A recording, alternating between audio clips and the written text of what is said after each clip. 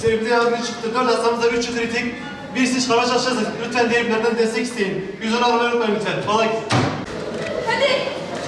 Canım var çabuk hadi. Gel.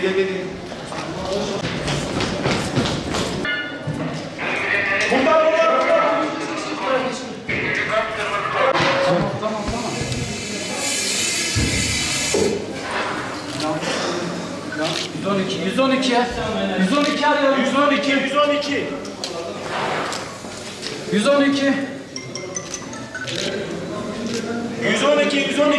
İsmail abi lütfen. Bence sen oradan kalmışsın. 22 hadi.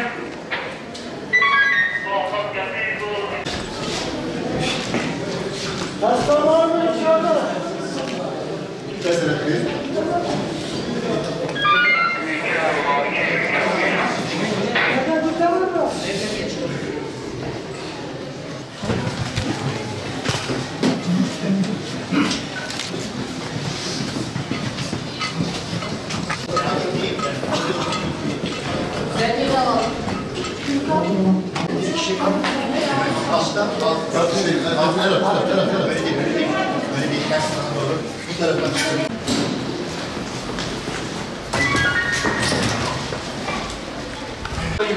Tamam. Alıyoruz hemen.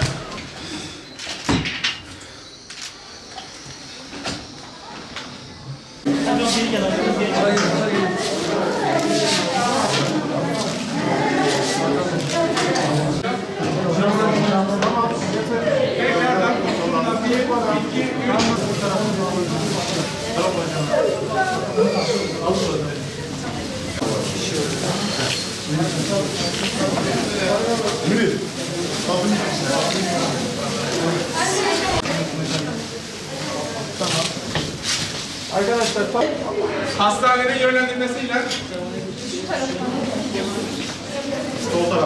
Sol taraftan. Hastanemizde olası gelişebilecek herhangi bir afet durumuna, bunlar yangın, deprem, her türlü afet durumuna karşı daha önce gerçekleştirmiş olduğumuz çalışmalar çerçevesinde bugün için olası bir yangına karşı neler yapılabilir? Daha önce planladığımız bazı planlarımız gerçekleşebilecek mi? Ne derece başarılı olabileceğiz? Bunları gösterme amaçlı yangın tatbikatımızı yaptık. Hastanemizde 3. kat palyatif bakım servisinde senaryomuz gereği çıkan yangında, elektriksel akımla ilgili gerçekleşen bir sorunla ilgili çıkan yangında acil müdahale çerçevesinde hastane acil afet müdahale planımızı devreye soktuk. Bununla ilgili HAP komisyonumuzu topladık. Gerekli birimlere bununla ilgili AFAD, UMKE, 112 ve itfaiye birimlerine, daha önceden de sürekli koordinasyon içinde olduğumuz birimlere hemen durumu ilettik. Tüm birimler en hızlı şekilde müdahalede bulundular. Ve 3. katta palyatif bakım servisinde çıkan yangına kısa sürede müdahale edildi. Servisimizde bulunan yangından zarar görme ihtimali olan 4 hastamız vardı. Bir hastamız solunum yetmezliği nedeniyle takip ettiğimiz bir hastaydı. Yatay tahliyesini gerçekleştirdik hastanın kısa sürede.